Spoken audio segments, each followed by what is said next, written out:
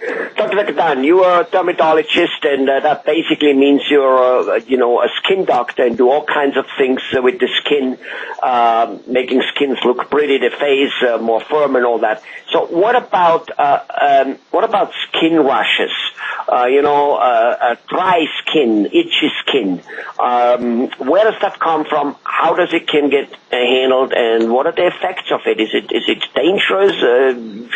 Something which we need to fix, otherwise we get even more sick? Tell us about it. Sure. Well, if you remember, skin is a very vital organ, and the main function of being a barrier, a protection, a wall against infection. So if the skin barrier is broken, then we are more prone to get infections. So when we get dry skin, and if it gets very dry and get cracks in the skin, then the bacteria which is on everybody's skin has a better chance of entering and causing infection. Also, we'll be more prone to get viral infections such as warts. I think it's an epidemic in America that people overwash and overuse and abuse soap. Soap really is meant to clean dirt. It's not, some people misunderstand that, and they have dry skin, they think that soap is going to help them. They use soap. No, soap is meant to just clean and wash away dirt, and it's not a treatment for dry skin. It makes it worse. It's best to minimize use of soap, especially in the winter when it's cold and dry, because that's going to make it much worse. For example, myself, in the winter, I don't use soap on my thighs because my thighs get very dry.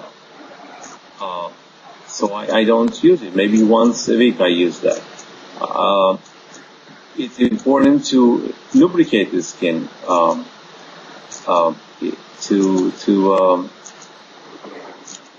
to help it, to get rid of dryness and scaliness, and it's not only aesthetically looking better, but it's also healthier, and you feel better if your skin is intact. If you don't have. How should we lubricate it? What are some of the creams, some lotions we should use, or which are some of the ones we should stay away from, where we think they're good but they're not? Well, there are a number of factors to consider. First of all, different creams work differently and are meant for different parts of the body. There are lotions that can be used, creams can be used for the face. And I usually tell patients, look, there are a bunch of creams. I give you the names and, have samples. I give you the samples. You try them out. You see what agrees with you. You can use that. I do caution people who have acne, for example, that using a moisturizer is going to clog up your pores and is going to make your acne worse. So you need to get a moisturizer that doesn't do that. And we've been able to identify a couple of moisturizers that are ideal for people with acne, and we make it available to our office for that purpose. People tend to have dry hands, cracked, dried hands, and especially people in the medical profession, doctors, nurses, dentists, who tend to wash hands so many times a day, they're very prone to get this kind of problems. We have a special protective moisturizers that we can suggest to them to help prevent the problem. And for the body, there are so many other moisturizers that can be used. It's just a matter of using it, and trying it out and see what agrees with you.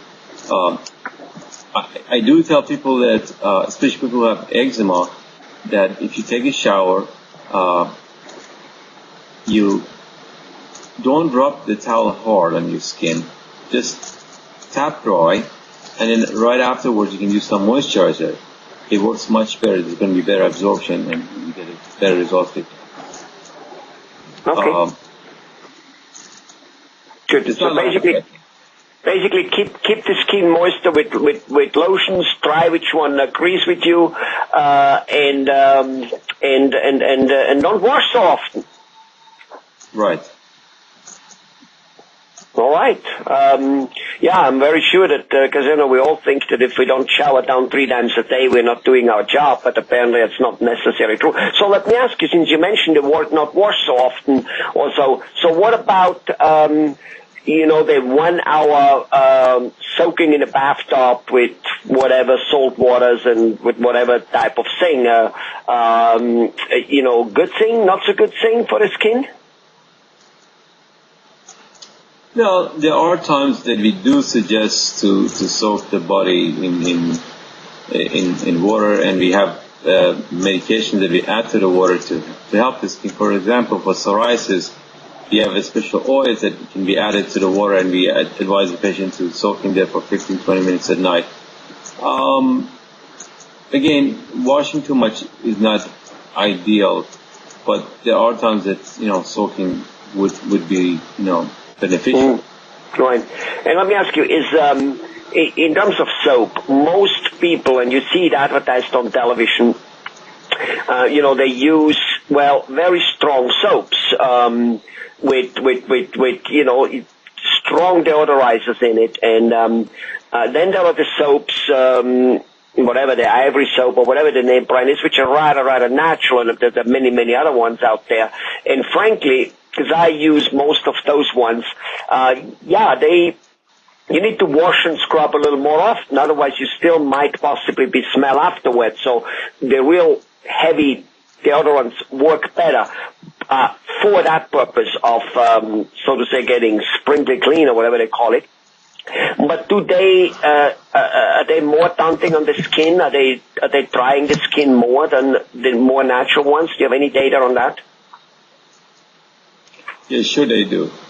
They do, and for that reason we advise patients to stay away from those and use soaps that are much less irritating and softer on the skin. So basically it's this. Yes, you might get rid of your dirt and you're smelling a little faster with some heavy chemical soaps, true, but you're ruining your skin in the long run. That's right. Well, all right, here you have it. Thank you very much, Dr. Ghatan.